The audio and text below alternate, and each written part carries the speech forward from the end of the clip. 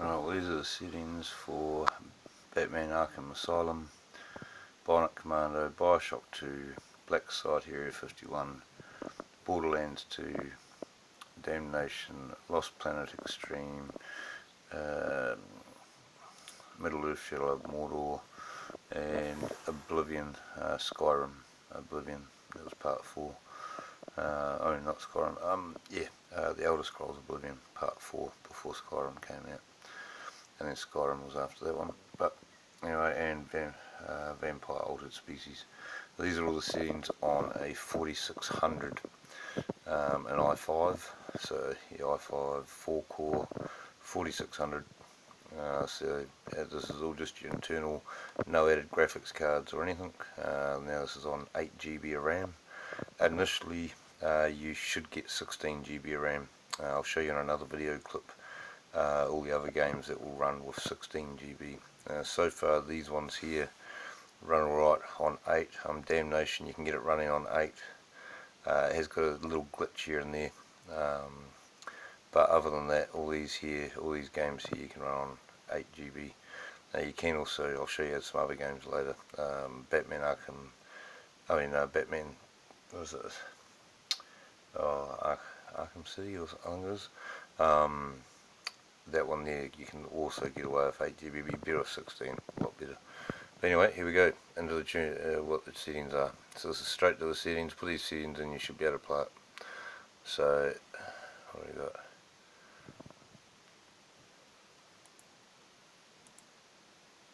Skill X will be the same.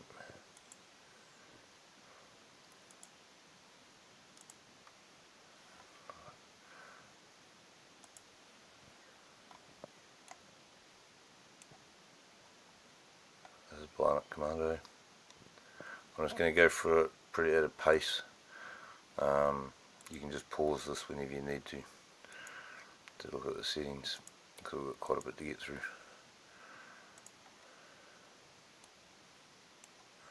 Well, this is going to save you hours and hours of tuning. Some of these games have taken anywhere between 20 to 40 hours to find the right combination of settings to work. At some part on a video I will explain different settings to use and what they improve.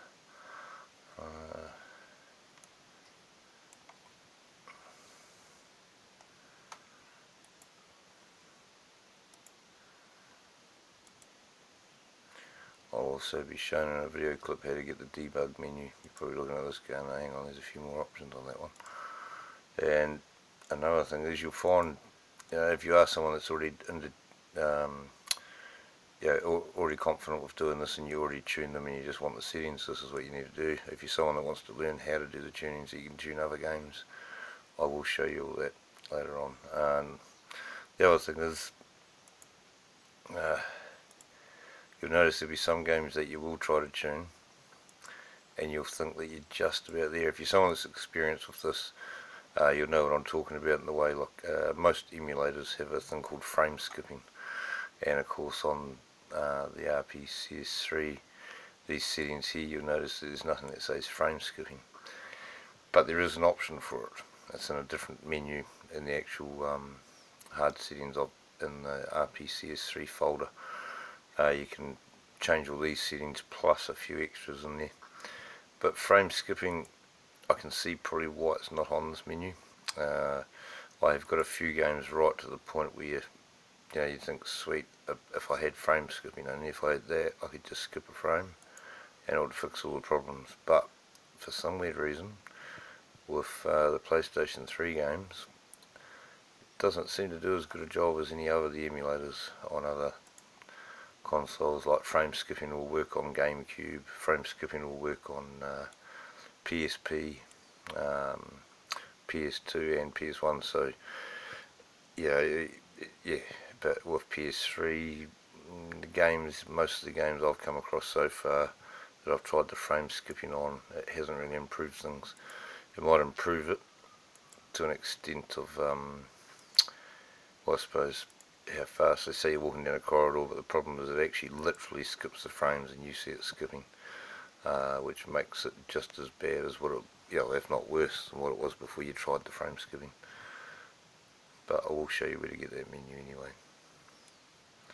Yeah, this game here, you are better off actually. Yeah, you're better off having this one. Yeah, running this with a 16 GB. I mean, most of them. I mean, I advise at least 16 GB. Gotta remember it's only 4600. But yeah, i5 4-core. But you can play every console. So any emulator you want to play, this computer system will do it.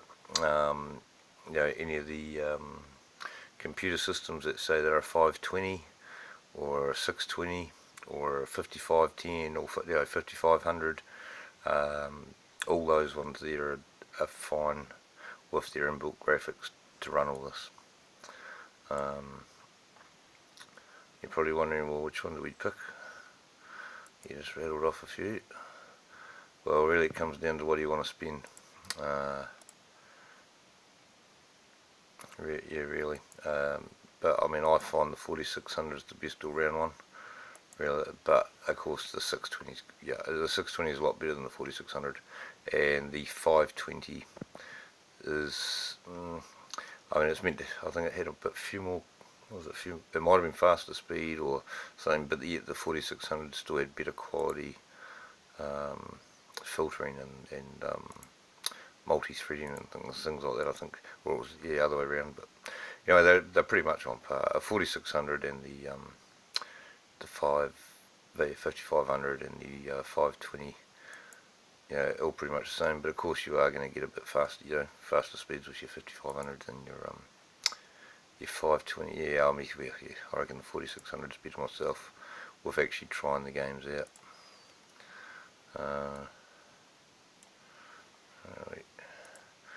Yeah, I hear a lot of people having trouble too with water on when they're tuning certain games. Water missing, you know, like not there where it should be. And it's just a, you know, you're not going swimming or nothing. There's no water there. It happens on Oblivion, and then when people get it, some people find a setting and it comes out that this water's all square. Basically, there's a couple ways of fixing that. I'll just go there and show you the one. Where are we? So of course you got the rpcs3 float, and you got disable vertex catchy. So they'll be the ones that you'd be wanting to give a go. But first of all, just change your resolution scale. Tried at 512, tried at 640, depending on your system. What I've got here is working fine for this.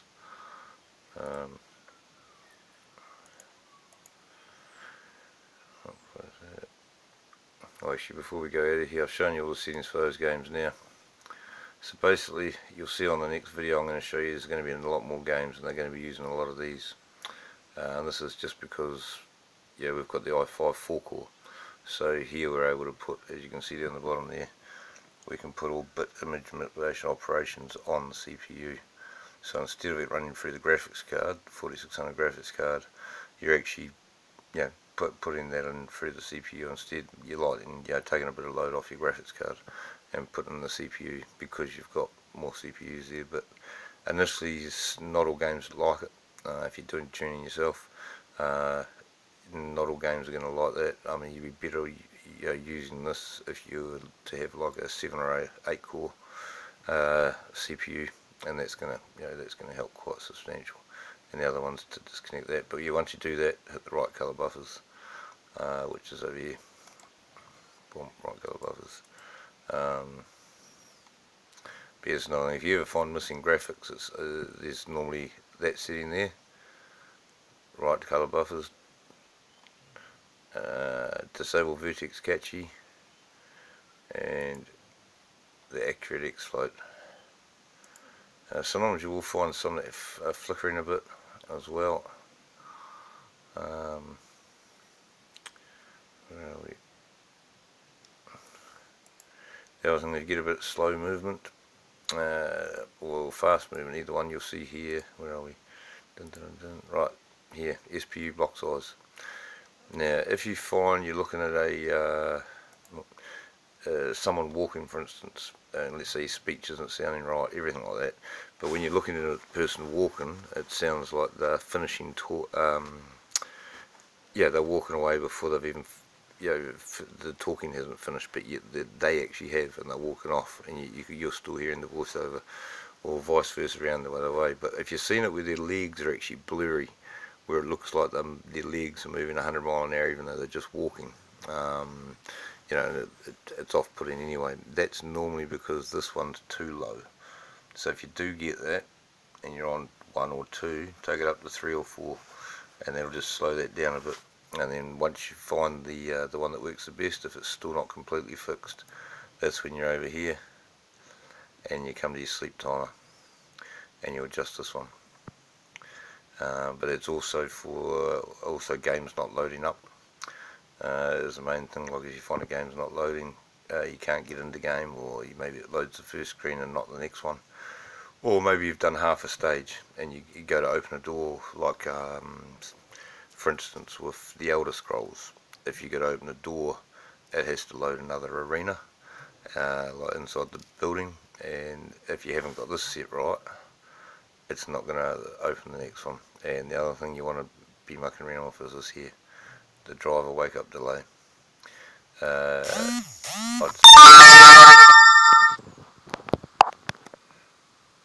So you'd want to be trying it first around the 250 mark. Just go up and grades of 50, 20 or 50, and just until you find the right one. Find a lot of games that are battling where you can go right up to 800, 6 to 800.